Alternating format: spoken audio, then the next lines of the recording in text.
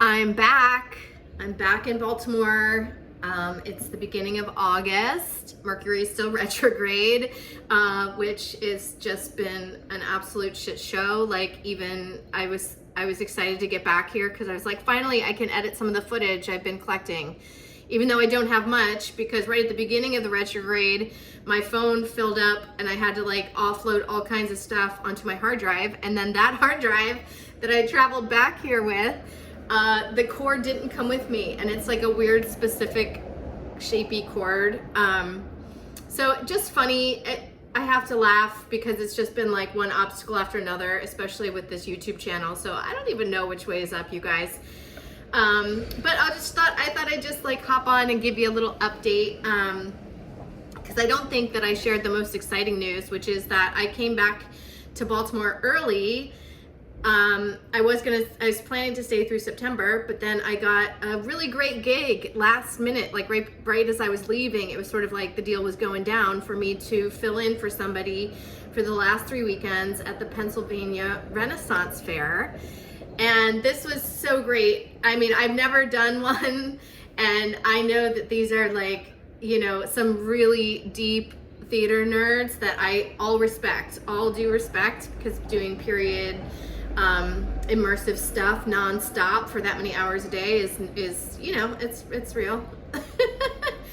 But so I'm doing my first Ren Faire. I'm doing a 30-minute one-woman show called Twisted Knickers, and it's PG-13.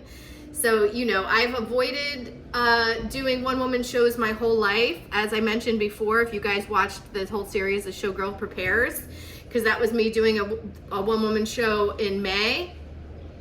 Now, here it is, August, and I'm doing my second one-woman show in 2025. So, you know, I'm just seeing the trends here and trying to embrace it and get my act together, literally. So, I have, you know, less than a week. I'm trying to be up there, in less than a week. And I need to locate a vehicle to borrow. I need to locate camping gear. I need to finish everything for my show that I haven't totally written yet. So I'm scrambling to do that. And then, just make sure I have all of my weird, you know, period garb. So I'm also looking for an assistant to come with me each weekend, just because it's so much walking and schlepping, and it's already hard enough for me to make sure that I eat. Like, honestly, like having someone else around like reminds me to eat and take care of myself better. So I'm trying to find people who are up for a summertime adventure, who want to come up with me and camp out for the weekend and just be an extra hand. So that's everything that I have on deck right now. Since I've been back, I'm like just, you know, dusting things off, seeing how the house has been. It's actually really nice. If you guys recall, you know, this has been a big experiment in me being an artist, being a broke ass artist who's like had a really hard time getting back on her feet since whatever, the world. It's just so insulting, I swear. And it just keeps going. I'll get into that in a minute. But anyway, you know, doing all this on what I've been living on is madness. And of course it's ended a lot of relationships because a lot of people think I'm crazy and delusional and selfish and whatever. But you know, I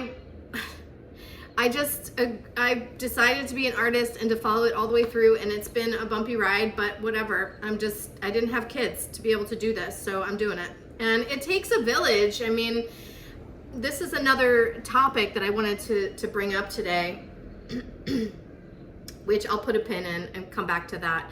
So I'm just bringing you guys up to speed. The one thing I did I had a great time out in California, and I actually wound up going to Seattle to help out on one of my really dear friends' shows, 2 different shows, and I have some footage of it. My phone got filled, and it was just like hard being on the road, and it's getting this whole you know, showbiz engine up and running again, like to even remotely the level it used to run, which was supporting me fully. Like my performing used to support me fully. So, and then whatever, moving so much, falling in love with the mountains and the country, like that's expensive. But whatever, I mean, why do only rich people get access to nature? Like, it fills me up. So I'm still moving forward with this plan. So this is like kind of my first time of like going back and forth in just a couple months, which is kind of like the sweet spot. Like, you know, just, yeah, like, so you aren't gone so long that people forget about you, but you're gone long enough for them to miss you. That's always nice to come back to. And, you know, it's hard on my heart a little bit to have two homes. Like, I'm a really like deep nester, so it's hard for me to split my time and attention. And I didn't ever imagine it would be 50-50, but I do have to kind of go where the work is, you know? And so if there's more work for me back here in the East Coast, that's great. And just trying to get back into the performing world, but also finding new ways with it, because I got really burnt out in the burlesque scene, shat the bed. I didn't want anything to do with that.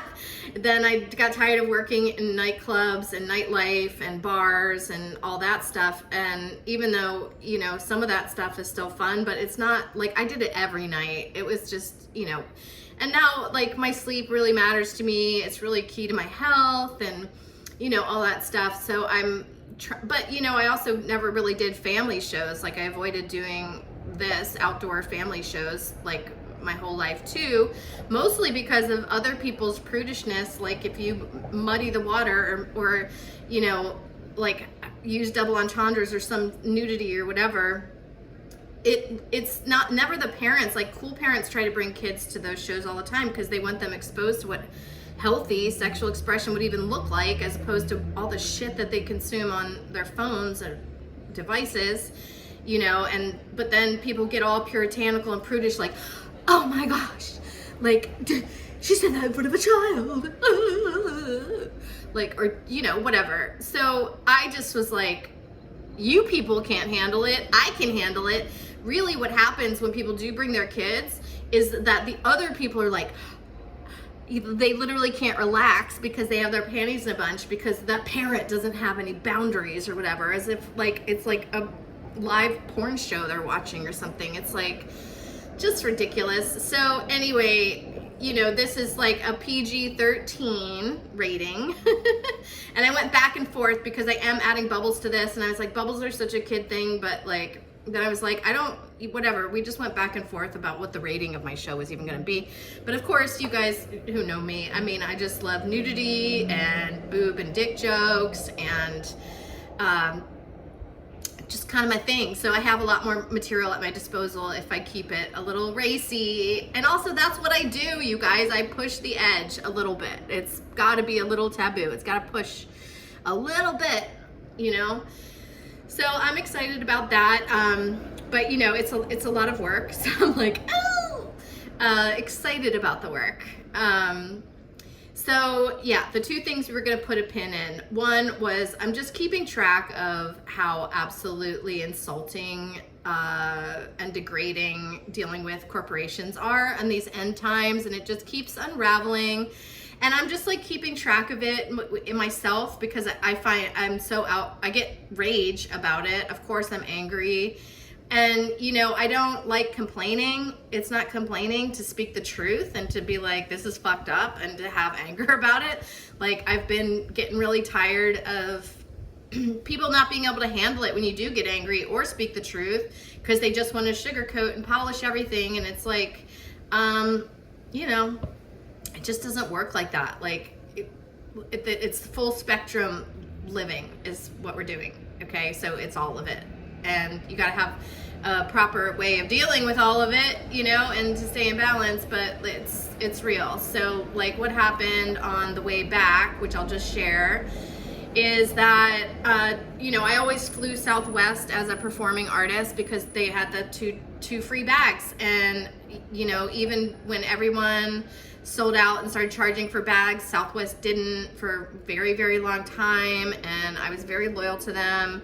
Granted, I haven't been flying as much as I used to, but I'm trying to get the whole thing back up again. So I was like, you know, whatever. I got my ass out to California and had a return trip that I ended up moving the date a couple times, like, because I first moved it ahead, and then I got the Ren Faire thing, and then I moved it back. And during the time that I was in California, because they changed the policy end of like May 28th, and I think I got there like May 21st or 20th or something, like, so I, like, in that time, they changed their baggage regulations from 2 free bags to charging for both bags. And this was like, I did not know this or expect this. So, you know, and then I was, you know, begging everyone I knew out there for a ride. It's really hard to get a ride out there because it's like an hour and a half, and it's a shitty drive, like just on a highway to Sacramento. It's like, even the drive to BWI here on this side, it's like, you know, 20, 30 minutes. It's pretty easy. The parkway's pretty nice. You get a view of the city. It's actually not bad. But the drive to Sacramento is pretty thankless. And, you know, for a 9 a.m. flight, like, I had to have someone pick me up at 6 a.m. So, you know, it is asking a lot of people, but I'm also like, if we can't, how can people live out there if we aren't generous with rides with people, you know? And especially, it's like, if you want an artist like me to be able to come out there, because obviously I couldn't live there. I wasn't able to figure out living out there full time yet. So, like, if you want me even still involved, it's like everyone's got to get involved and you know, chip in. Like, the whole like toxic self-reliance, like everybody has to be completely independent and don't ask for anything and like pay to play for everything. It's just not, it doesn't work, and it really doesn't work with the arts and culture and community. So anyway, it ruined my weekend last weekend, like trying to find a ride. Like, my ride fell through last minute, and I had to scramble and ask all these people, and it was just, it really put me in a shitty mood. To also just feel like, you know, who do I have to ask favors from out here then? You know, do I have friends? Like, is this a community? What do I think it is? Like, am I just coming from nature? Because nature can't give me a ride to the airport. So it just, you know, kind of brought up a lot of stuff for me. Anyway, by the time I got to the airport that morning, of course, I had 2 big trunks because I'm doing shows. Like, all of it was show stuff. I had to bring my tools back, so they were very heavy. I had to, like, you know, reshuffle everything, the weight and everything. And then I got up there and they tell me the thing about the baggage fees, because I was just doing curbside because my bags were big and heavy because they're show stuff. So they were like, oh yeah, it's gonna be $80. I was like, what? $80? I literally, it was like a gut punch. I just burst into tears, the poor people. I just like burst into tears because I had just been dog sitting. I just had to pay $50 for gas for my ride to the airport. Out of that, it was just a couple $100. So I only had a little bit of money left. And then it was like then they told me $80, and then they wouldn't take cash. So I had to go to this machine and buy a card for $6 to put $80 on it to then go back and pay for my fucking baggage.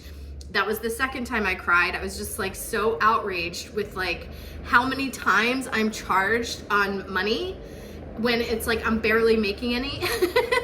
And that was literally food money. So like, you know, I had enough to get through the airport, you know, but I was like, they also took away, because I was scrambling last minute. I had my favorite pair of pliers in my backpack and wasn't thinking of them as scissors necessarily, you know, but they were bigger, and they took them at security. And that, again, I cried the third time, just burst into tears. Like, oh my God, you guys, it just felt so insulting, like at every stage of it. It was like the ineptitude at security. There was literally a guy behind me in line. It was like, this is a perfect example when they get the dumbest slaves to be in control of the smartest slaves. And I was like, that sounds right. And that's actually what's happening in this book that I'm reading.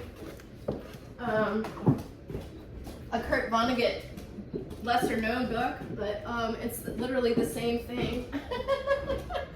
Where the dumbest people are in charge of the army of Mars that's coming to attack Earth. Anyway, so that, it was funny that he said that, because that was like my airplane read, and I was like, oh yeah, I just picked it back up. I hadn't read it since the flight over because I've just been busy. So anyway, it was just like one insult after another. And then also, like, when I went to get food, they also were charging $2 to take cash. It was completely different at my layover in San Diego, which also sucked for different reasons. So it was like Southwest, you know, going from, like, they're charging for their bags now, and then they're also going to start having assigned seating, which is kind of the fun. Like, the game of Southwest is why it was so fun. And it was also the thing that was, like, backing up the friendliness of the employees, like, who are fun and friendly. And, you know, it's kind of a fun airline usually, but, like, without those 2 free bags, like, I was not in the mood for their fucking jokes. Like, I was like, oh, this is just fucking me. You know, it felt like we were, like, actually being treated well before. So despite how nice they were and stuff, I was just, like, really grumpy about the whole experience. And then I spent like an hour yesterday trying to apply to get my baggage fee back, because I was like, it changed during the time that I was already had the flight open. Like, you can't just whatever change the rules when I still have the thing. And there was no way to find a person. There's no way. It's like only chatting with AI. You go through the frequently asked questions and all this stuff, and there was no one, like, there is no person left to fucking complain to anymore. So it's like, just the insults keep coming and coming, and I'm just like, and this is just the trend. It's just gonna keep happening. They have already taken everything, and everything's just been squeezed out. You know, everything is transactional, every single thing. It's like, don't expect anything. And that sort of stuff, I'm just like over it. It's like, even when I was in Seattle, I was, you know, there's a real homeless problem. So many stores were starting to put signs up, we no longer have restrooms for the public. These are like the Trader Joe's, the Home Depot. These are like the big stores. They're like not even, it's like just basic things like having a toilet so you can do shopping. I'm like, this is insane. Like, really, it's crazy what's going on. So again, I'm just like, keeping track of the stuff. I'm processing my anger about it and trying to get to a place where I'm laughing again, which I guess I am, so whatever.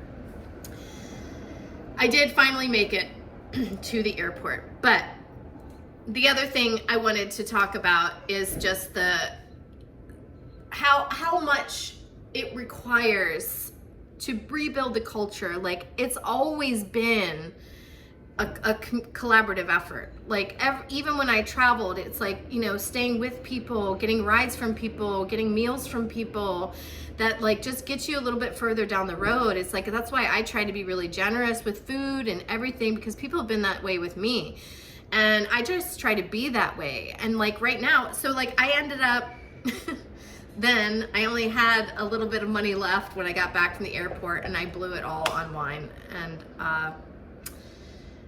now I'm hungry. I'm like, there's only spaghetti left in the house. There's literally nothing here. Tea. I had to drink tea. No coffee. So, you know, I'm just like, all I can do is laugh about it and just be very humble and just keep going. You know, it's like, somehow something's working because I got this gig. So I have a lot to figure out to jump through the hoops to make it happen. But I'm doing it. And, you know, it's going to take a lot of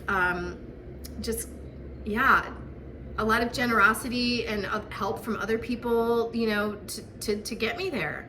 And it always has. And it's like, you know, I'm tired of feeling like people are just waiting to watch me fail, instead of, you know, doing a little something to help me succeed. It's like, I'm just reporting back from the front lines, being an artist. It's been incredibly hard how they've eroded everything that matters in the world. And of course that's going to affect the most vulnerable first, you know? It's like, it's annoying to me that like people act like, oh, just get back in the system and just do your thing. I'm like, it just doesn't work like that. And plus it's a huge red flag that we can't go, like, support creativity anymore. And I've got a lot of it. It's very practical too. It doesn't all have to be performing. Performing is the most fun I have. I think it's where my magic shines the brightest and has the most impact. But sure, I understand maybe I can't do that all the time. I do sign painting, I do design work, I do murals, I do writing, I do a lot of healing. Like, I'm actually a fantastic coach, and it's a holistic coach based on all my years of spiritual study.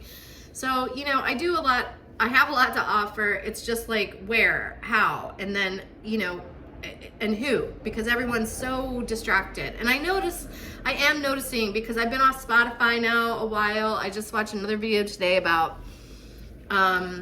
you know, it coming out that the owner of Spotify has been investing in military industrial stuff. You guys, and I have been saying this from just the Beatles thing, it's all traceable back to military industrial things and eugenics and transhumanism, and that's like what they're doing, and that's what they're all doing. And all the corporations are either, you know, completely being controlled and, you know, blackmailed into obedience, or, you know, under threat of death probably.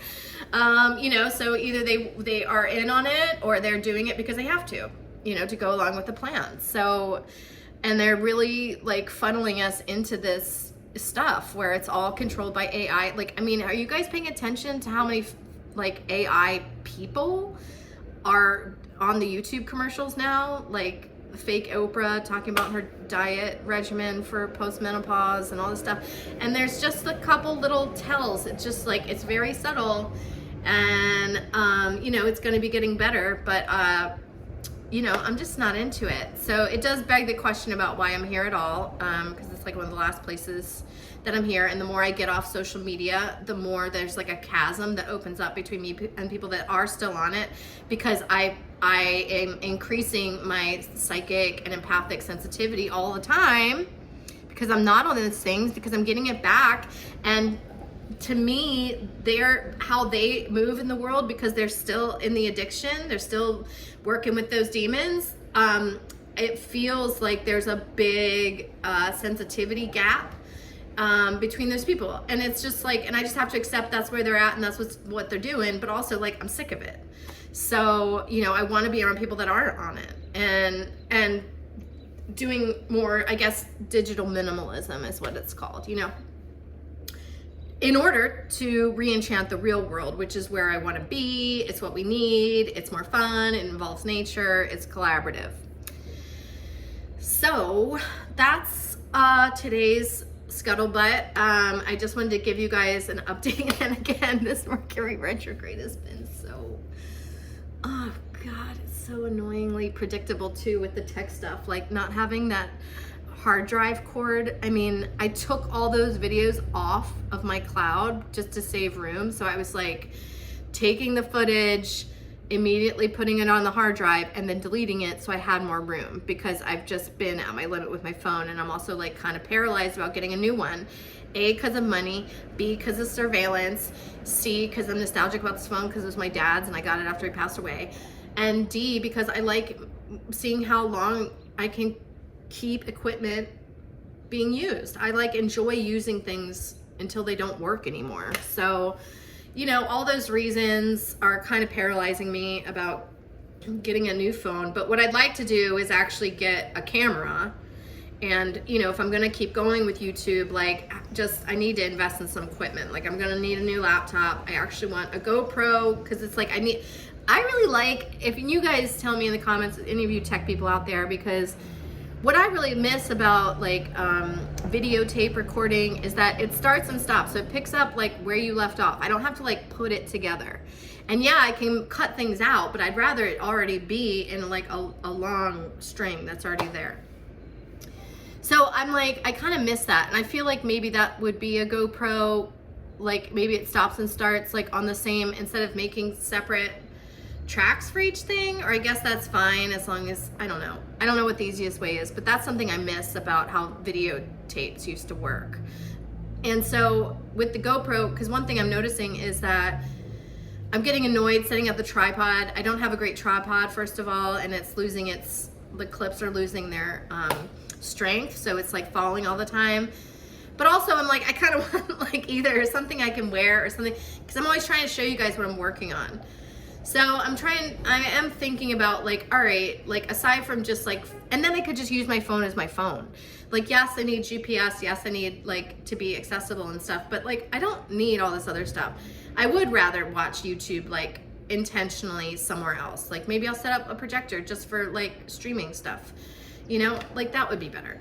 So I'm definitely thinking about these things, using this retrograde period to not get discouraged by the inconveniences, but to see them as opportunities for me to really reevaluate like what I'm doing. If I think I'm going to continue with this, something has to change, because I haven't been able to get videos out to you guys, and partly because I'm busy, partly because of the tech stuff, and partly because of money. And like, you know, I do need to be making money, and so I thought that was going to be this, but if I can't even get videos out, it ain't. So I gotta like kind of pay attention to that. You know, maybe the universe is redirecting me. I don't know, but I'm here talking to you right now. So all right, that's the update. Wish me luck. I'll try to maybe check in again before I go to the Ren Faire, and I'm gonna try to document the whole Ren Faire thing, so that'll be really fun. And stay tuned for other videos about my summer, which was really fun. I had a great time, and the weather was amazing, and I'm super tan.